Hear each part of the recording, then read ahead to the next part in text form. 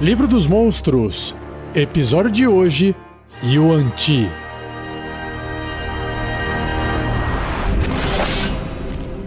Regras do D&D 5e. Uma produção RPG Next. Antes de eu começar a descrever o que são os Yuan-ti, o livro traz várias ilustrações, porque eles são uma raça de criaturas. Se é que dá pra falar que é uma raça, porque tem diferenças bem distintas fisicamente entre eles. O que eu posso adiantar é que as ilustrações são de criaturas humanoides misturados com serpentes ou cobras. E aí para cada tipo de Yuan-ti eu descrevo a sua aparência. Yuan-ti. Os Yuan-ti são um povo serpente desleal, desprovido de compaixão. De templos remotos em selvas, pântanos e desertos, os Yuan-ti tramam para suplantar e dominar todas as outras raças e para fazerem de si mesmos deuses. Humanidade abandonada. Os Yuan-ti já foram humanos que prosperaram nos primórdios da civilização e que adoravam as serpentes como animais totêmicos. Eles louvavam a flexibilidade da sinuosa serpente, seu equilíbrio calculado e seu bote mortal. Sua filosofia avançada ensinava a virtude do desprendimento emocional e do claro pensamento focado. A cultura Yuan-ti estava entre as mais ricas do mundo mortal. Seus guerreiros eram lendários, seus impérios sempre se expandindo. Os templos Yuan-ti situavam-se nos centros das antigas metrópoles, alcançando patamares cada vez mais altos de oração aos deuses que eles desejavam imitar. Com o tempo, os deuses serpentes ouviram suas orações. Suas vozes sibilantes responderam das trevas enquanto contavam aos Yuan-ti o que eles deveriam fazer. A religião Yuan-ti ficou ainda mais fanática em sua devoção. Os cultos prenderam-se à adoração dos deuses serpentes e imitaram seus meios, entregando-se ao canibalismo e sacrifício humanoide. Através de feitiçaria torpe, os Yuan-ti procriaram com cobras, sacrificando sua humanidade totalmente para adquirirem a forma dos deuses serpentes, assim como seus pensamentos e emoções.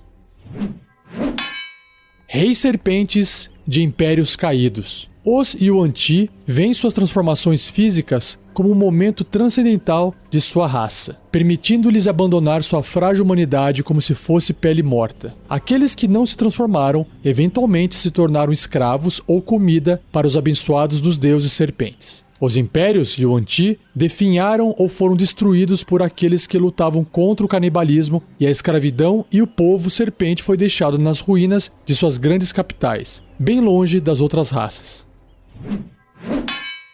Frios de coração. Emoções humanoides são estranhas para a maioria dos Yuan-ti, que enxergam um sentimento apenas como uma fraqueza explorável. Um Yuan-ti vê o mundo e os eventos de sua própria vida com pragmatismo extremo, que é quase impossível de manipular, influenciar ou controlar por meios não mágicos, mesmo quando ele busca controlar outras criaturas através de terror, prazer ou reverência. De tempos em tempos, as culturas humanoides cometem um erro fatal de confiar nos Yuan-ti. Eles esquecem que um Yuan-ti age honradamente ou presta auxílio em tempos de angústia apenas como parte de um plano maior. Os líderes Yuan-ti são astutos e estrategistas, implacáveis que prontamente sacrificam Yuan-ti inferiores se a vitória em potencial justificar tais perdas. Eles não têm noção de combate honrado e atacam primeiro em emboscadas decisivas quando podem.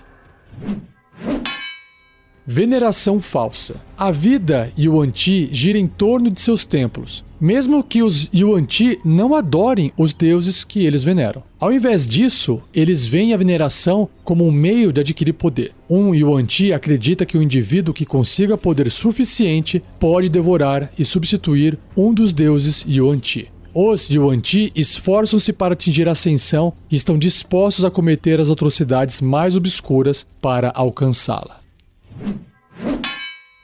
O livro também traz aqui um bloco de texto, uma caixinha de texto separada, que fala mais sobre os deuses serpentes, que diz: os Yuan-ti reverenciam uma quantidade de poderosas entidades como deuses, incluindo os seguintes: E aí tem a descrição de 3 deuses aqui. Dendar, a serpente noturna. Os seguidores de Dendar dizem que um dia ela irá ficar tão grande, se alimentando dos medos e dos pesadelos do mundo, que irá devorá-lo totalmente. Os Yuan-Ti que servem Dendar aterrorizam outras criaturas de todas as formas que puderem, aumentando e nutrindo os medos dos humanoides para alimentar a serpente noturna. Uma outra divindade se chama Mer-Shalco, o mestre do abismo. Mer-Shalco é a divindade patrona há muito adormecida dos Yuan-Ti. Como a adoração de Mer-Shalco diminuiu, ele adormeceu. Os sacerdotes de Mer-Shalco são Yuan-Ti abominações que mantêm tradições de sacrifício vivo e causar sofrimento em nome do deus. Com atos vis suficientes, as abominações acreditam que Mer-Shalco irá acordar e devolver os Yuan-Ti ao seu local de direito. E, por fim, a última divindade, Set, com 2 S no começo, Set, com TH, a morte sibilante. Set aparece com um Yuan-Ti da antiguidade na forma de um Yuan-Ti alado que afirma ser o avatar de Mer-Shalco. Falando com a voz de Mer-Shalco, Set prometeu tirar os Yuan-Ti do declínio e construir um novo império. Muitos Yuan-Ti suspeitaram por muito tempo que Set fosse um usurpador, tirando vantagem do sono de Mer-Shalco para fazer de si mesmo um deus. Eles acreditam que Set pode até mesmo ter devorado Mer-Shalco e agora responde às orações dos seguidores de Mer-Shalco, conforme os sacerdotes convertem ou consomem mais adeptos teimosos de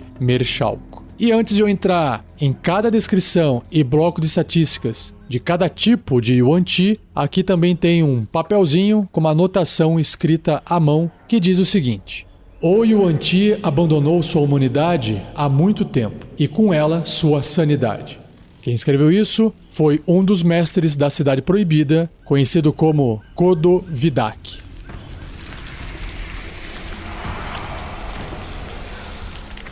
O livro apresenta 3 tipos de Yuan-Ti, só que ele faz essa apresentação em ordem alfabética e eu vou fazer em ordem de nível de desafio. Vou começar do menor, indo para o maior, que eu acho que vai ficar mais legal. Então, o primeiro de nível mais baixo que tem é o Yuan-Ti puro sangue. A ilustração que tem é um humanoide, no caso é uma moça, que até tá usando um vestido assim que parece ser feito de seda, bem bonito, roxo. Tem bastante joia assim na cintura, no antebraço, pulseira, colar. Ela segura uma adaga em uma das mãos e o rosto dela tem o olho de cobra, ou aquele olho com uma fenda. O nariz é um pouco meio estranho, a boca também, mas é muito mais uma mulher do que uma cobra aqui. E o livro descreve o seguinte sobre ela, ou sobre esse tipo de Yuan-Ti. Os puros sangue formam a casta mais baixa da sociedade Yuan-Ti. Eles se assemelham muito com humanos, como eu disse, né? Ainda assim, um puro sangue não consegue se passar por um humano após um exame minucioso. Dá pra ver pela ilustração. Pois sempre existirão indícios de sua verdadeira natureza, como partes da pele escamadas, olhos serpentinos, dentes pontiagudos ou uma língua bifurcada. Então eu até imagino que essa galera que faz tatuagem e mexe no corpo, cortando a própria língua, colocando lente, se passaria facilmente aqui por um Yuan-Ti puro sangue. Vestindo capas e capuzes, eles se disfarçam de seres humanos e se infiltram em terras civilizadas para coletar informações, sequestrar prisioneiros para interrogatório e sacrifícios e negociar com qualquer um que tenha algo que possa dar seguimento aos seus inúmeros planos. Bloco de estatísticas do Yuan-Ti puro sangue. Então ele é um humanoide médio, ele tem a tag, a marcação Yuan-Ti, e seu alinhamento ou tendência é neutro e mal. Classe armadura 11, 10 mais 1, esse mais 1 é por causa do bônus de destreza, né? Não tem nenhuma armadura natural e nem vestida. Pontos de vida 40, uau. Deslocamento 9 metros ou 30 pés. Em atributos, força 11, destreza 12, constituição 11, tudo bem na média, né? Inteligência 13, aí um pouquinho acima da média. Sabedoria 12 e carisma 14. Pra poder enganar as pessoas, liderar, intimidar, esse tipo de coisa, né? Em perícias tem vários bônus aqui. Enganação mais 6, faz todo sentido. Furtividade mais 3 e percepção mais 3. Tem imunidade a dano de veneno, que legal. Imunidade à condição de envenenado, obviamente. Sentidos, visão no escuro de 18 metros, 60 pés, e percepção passiva de 13. Em idiomas tem 3, olha que legal. Abissal, comum, obviamente, e dracônico. Seu nível de desafio é 1, 200 pontos de experiência. Em traços tem alguns aqui, começando com a conjuração inata. A habilidade de conjuração de um Yuan Ti é carisma, com uma CD, uma dificuldade, né, de resistência de magia 12 e mais 4 para atingir com ataques de magia. Ele ou ela pode conjurar inatamente as seguintes magias sem necessidade de componentes materiais. À vontade tem a magia chamada Amizade Animal, só que apenas funciona com cobras.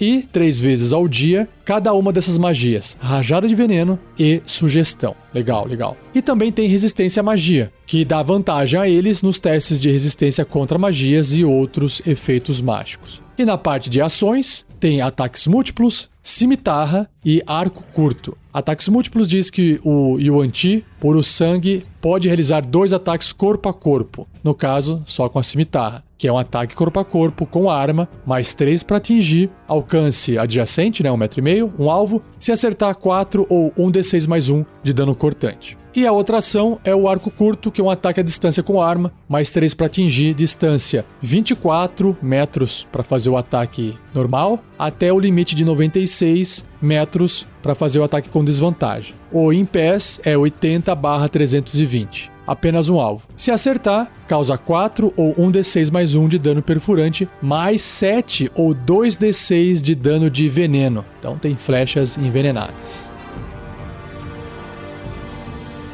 Seja você também um guerreiro ou uma guerreira do bem. Para saber mais, acesse padrim.com.br/rpgnext ou picpay.me/rpgnext.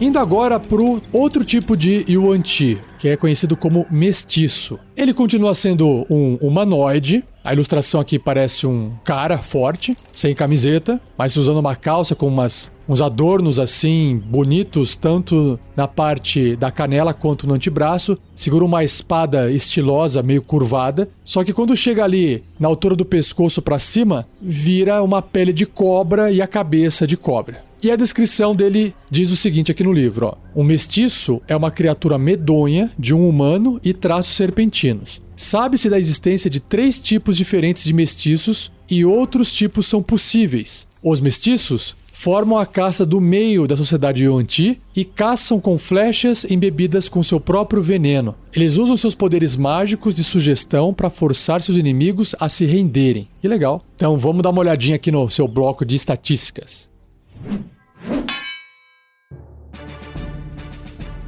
Yuan Ti mestiço é uma monstruosidade média. Ele tem uma tag extra, além de ele ser Yuan Ti, ele também é um metamorfo. Alinhamento neutro e mal. Classe armadura é 12, e também tem esse 2 aqui acima do 10, proveniente do bônus de destreza dele, né? Não tem nenhum tipo de armadura, nem natural, nem vestida. Pontos de vida 66, deslocamento 9 metros 30 pés. Atributos, força 16, o que representa bem a ilustração ali, né? Bem forte. Destreza 14, Constituição 13, Inteligência 14, caramba, alto também. Sabedoria 12 e Carisma 16, mais alto ainda. Perícias, Enganação mais 5 e Furtividade mais 4. Continua com imunidade a dano de veneno e a condição de envenenado, porque isso é da raça, né? Sentidos, visão no escuro de 18 metros, também não mudou, 60 pés. Percepção passiva de 11. Idiomas, a mesma coisa, se mantém em relação ao puro sangue, abissal, comum e dracônico. Só que agora, o seu nível de desafio é 3, ou 700 pontos de experiência. Ele também tem os traços raciais de conjuração inata, tem mais um novo agora que é o metamorfo e o tipo de mestiço que ele pode ser. Conjuração inata é a habilidade de conjuração que esse Yuan Ti tem e ele usa o carisma como uma CD de resistência igual a 13 e mais 5 para atingir com ataques de magia. Ele pode conjurar inatamente as seguintes magias sem necessidade de componentes materiais. Então, à vontade, mesma magia, amizade animal, apenas com cobras. E 3 vezes por dia ele pode usar sugestão. Legal. E aí ele também tem o metamorfo, que diz que o Yuan Ti pode usar a sua ação para se metamorfosear em uma cobra média ou voltar para sua forma verdadeira. Ah, que legal. Suas estatísticas são as mesmas em cada forma. Qualquer equipamento que ele esteja vestindo ou carregando não é transformado. Ele reverte a sua forma verdadeira se morrer. E aí, ele pode ser de 3 tipos de mestiço. O tipo 1, que é o corpo humano com cabeça de cobra, que é esse da ilustração que tem no livro. Tipo 2, cabeça e corpo humano com cobras no lugar dos braços. Aí é bizarro. E o tipo 3 é a cabeça e parte superior do corpo humano com parte inferior do corpo sendo serpentina no lugar das pernas. Como se fosse uma medusa, né? E aí dentro do seu bloco de estatísticas tem diferenças para cada tipo. Então, começando nas ações para o tipo 1. O que ele pode fazer de ação? Ele tem ataques múltiplos, mordida, cimitarra e arco longo. Então, lembrando que o tipo 1 é aquele que só tem a cabeça de cobra. O resto do corpo é humano. Em ataques múltiplos, então, ainda estando apenas na forma de Yuan Ti. Claro, ele não vai fazer isso estando na forma de cobra, né? O Yuan Ti realiza 2 ataques à distância ou 2 ataques corpo a corpo, mas só pode usar sua mordida uma vez. Porque a mordida e a cimitarra são ambos ataque corpo a corpo. Então, essas 2 ações têm mais 5 para atingir, alcance adjacente, né, 1,5 m. Só que se a mordida acertar a criatura, causa 5 ou 1d4 mais 3 de dano perfurante, mais o veneno, 7 ou 2d6 de dano venenoso. A cimitarra, obviamente estando na forma de Yuan Ti, que é o humanoide, para poder segurar a espada, se atingir o seu alvo, vai causar 6 ou 1d6 mais 3 de dano cortante. Então, evidentemente que a cimitarra é só um ataque normal com a arma, né? O arco longo, também só nessa forma de Yuan Ti, humanoide, é um ataque à distância com a arma, mais 4 para atingir. A distância, no caso, é maior do que o arco curto, né? 45/180 metros. Ou 150/600 pés. Se acertar esse um alvo, causa 6 ou 1d8 mais 2 de dano perfurante, mais o veneno ainda, que imagino eu que ele passe ali na boca para disparar a flecha, sei lá, que causa 7 ou 2d6 de dano de veneno. Indo pro tipo 2, para as ações do tipo 2, que é aquele que tem no lugar dos braços cobras, ele tem ataques múltiplos, apenas nessa forma de Yuan Ti, bizarro aí. E ele realiza 2 ataques de mordida usando seus braços de cobra.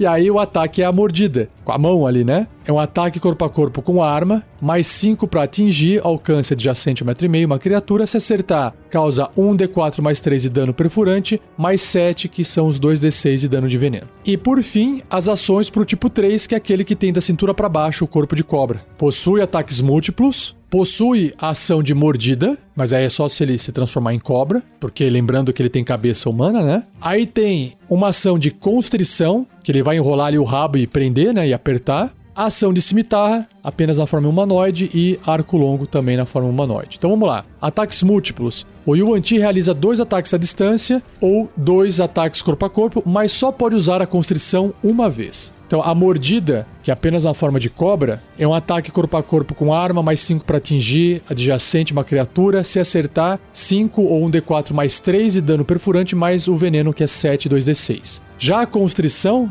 ainda também é um ataque corpo a corpo com arma, mais 5 para atingir. O alcance é 1,5 m, apenas um alvo. Se acertar, 10 ou 2d6 mais 3 de dano de contusão. E o alvo fica agarrado, com uma dificuldade de 13 para poder escapar. Até esse agarrão acabar, o alvo está impedido, ou seja, ele não pode se mover, velocidade fica 0. E o Yuan Ti não pode constrigir outro alvo, porque ele está ocupando o rabo dele ali, prendendo uma criatura, obviamente. A cimitarra é um ataque corpo a corpo com arma, mais 5 para atingir, alcança 1,5 m, vai causar lá aquele 6 ou 1d6 mais 3 de dano cortante, que é só arma. E o arco longo é exatamente o arco longo das outras formas que podem disparar arco também. É um ataque à distância com arma, mais 4 para atingir, distância 45/180 metros. Se acertar, 6 ou 1d8 mais 2 de dano perfurante, mais o veneno, que é 7 ou 2d6 dados.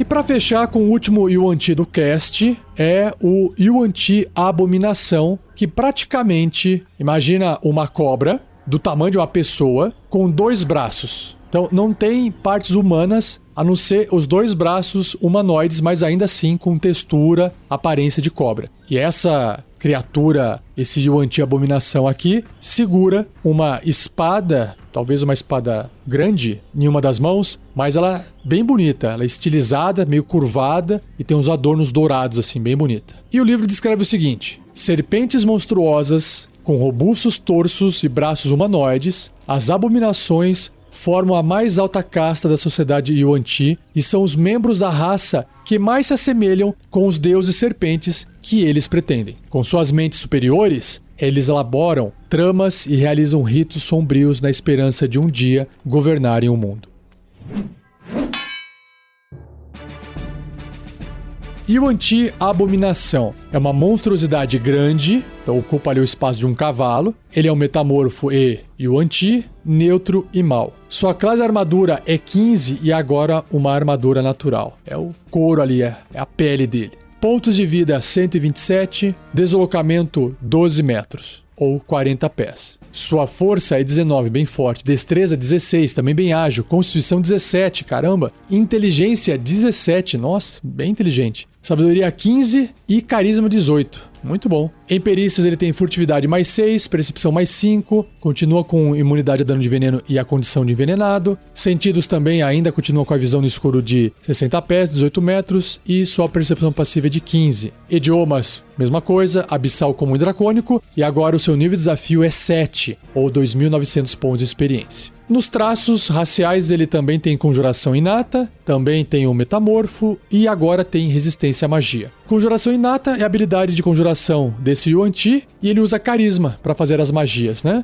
E o CD de resistência para as magias é 15 e ele tem mais 7 para atingir com ataques de magia. Ele pode então conjurar inatamente as seguintes magias sem necessidade de componentes materiais. Então ele pode fazer à vontade amizade animal apenas com cobras, 3 vezes por dia ele pode fazer sugestão e uma vez por dia medo. O traço de metamorfo é a mesma coisa do outro, mas eu vou reler aqui. O Yuan-Ti pode usar a sua ação para se metamorfosear em uma cobra grande ou voltar para sua forma verdadeira. Suas estatísticas são as mesmas em cada forma. Qualquer equipamento que ele esteja vestindo ou carregado não é transformado, ele reverte a sua forma verdadeira se morrer. E a resistência à magia permite, dar vantagem a ele nos testes de resistência contra a magia e outros efeitos mágicos. E na parte de ações, tem vários aqui. Ataques múltiplos, apenas estando na forma de abominação. Aí ele tem ação de mordida, de constrição, porque tem rabo também, de cobra. Corpo de cobra, na verdade. Tem a cimitarra, então não é uma espada grande, uma cimitarra grande.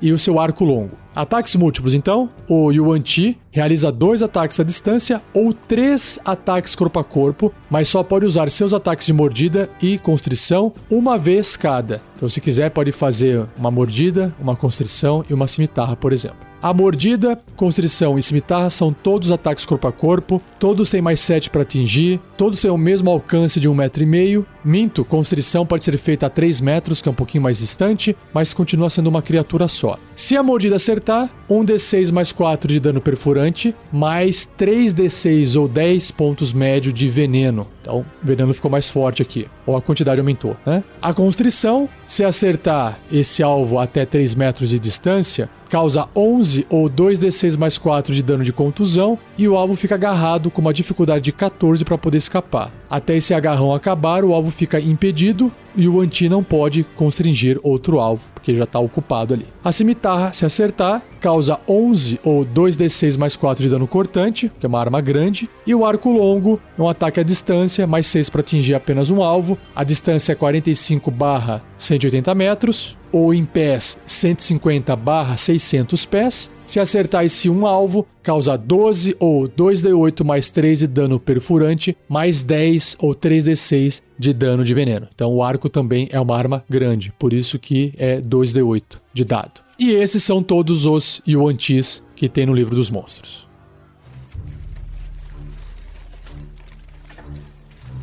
Ideia de aventura. Bom, eu acho que qualquer ideia vai partir aqui de uma situação em que existe um culto dessas criaturas, Mas eu acho que seria mais interessante se acontecesse alguma coisa diferente, fora do padrão, fora do tradicional. Imagine então que exista uma criatura, um Yuan-Ti puro sangue, que é aquele que tem mais aparência humanoide. Essa criatura estava dentro da sua sociedade ali, que agora não importa onde que fica, e ele seria sacrificado para poder agradar os deuses, e ele tenta fugir. Então ele começa a ser perseguido. Então ele não é bonzinho. Ou talvez ele esteja questionando essa estrutura ou até os deuses. Ele pode ser neutro ao invés de neutro e mal, nascer um pouco diferente dos outros, né? Que essa questão de ser mal talvez seja através da educação que ele tenha ou realmente tem a ver com o comportamento, isso não importa muito. Mas essa criatura escapou, fugiu, deu um jeito de escapar e ele acaba chegando em algum local do qual ele ainda será caçado. E aí chegam esses Yuan-Tis e vai matando a população local em busca desse Yuan-Ti puro sangue. E aí que entram os aventureiros. No começo pode parecer estranho, mas como tem uma ameaça maior que de fato está matando outras pessoas, atacando a cidade, eles acabam enfrentando aquela onda de Yuan-Tis que está vindo, que podem ser os mestiços, né? E aí depois eles vão acabar conversando e interrogando esse Yuan-Ti puro sangue para entender o que está acontecendo.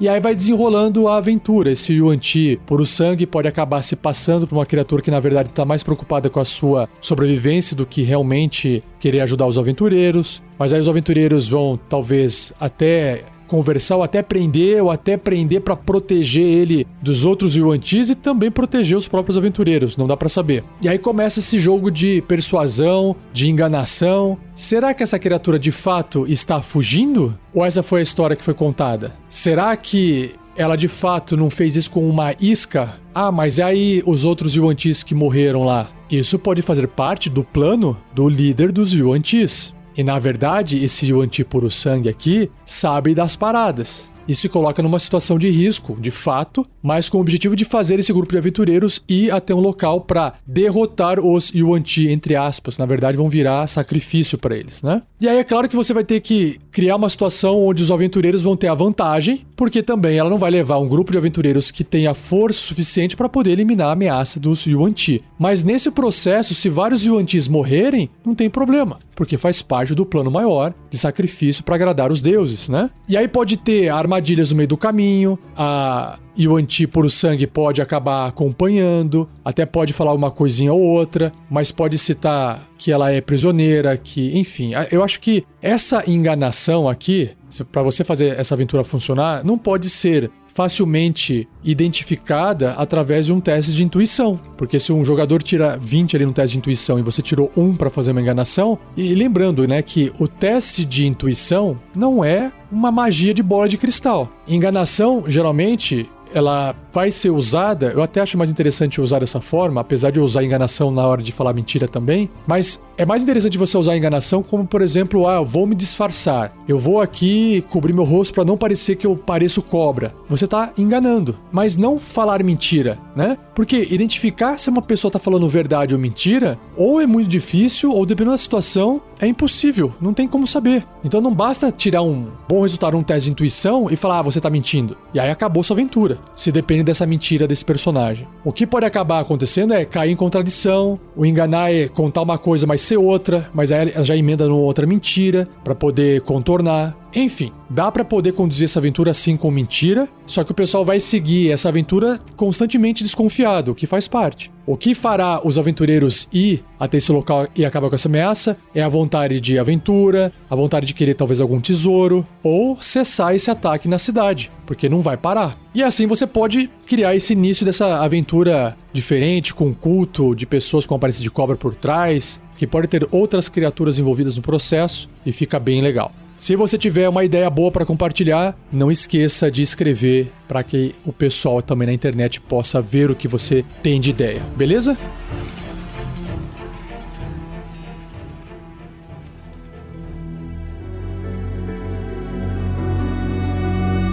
E assim eu encerro mais um episódio do Regras do D&D 5e. Espero que você tenha gostado. Não esqueça de compartilhar. Deixe o seu like, isso é importante. E agradeça ao editor Gleico Vieira Pereira. E antes de fechar esse episódio e falar qual que vai ser o próximo, eu queria lembrá-las de que eu estou oferecendo um serviço de mestre de aluguel. Eu mestro uma aventura para você. Você pode chegar com uma mesa já fechada e conversar comigo, ou você pode vir individualmente falar comigo interessado em fechar uma mesa. Eu gasto horas e horas e horas preparando a aventura, tudo em ferramenta digital, é a mesa virtual. A gente joga usando softwares de videoconferência, eu coloco bastante música, efeitos sonoros, capricho no visual e você tem uma experiência imersiva comigo dentro da partida de RPG. Lembrando que eu mestro aventuras pré-feitas de D&D 5ª edição. E por que são pré-feitas? Porque não tá pronta, porque precisa dar uma melhorada, dar uma ajustada, colocar a frase NPC, amarrar os pontos narrativos bem certinho, preparar uma série de coisas dentro da mesa virtual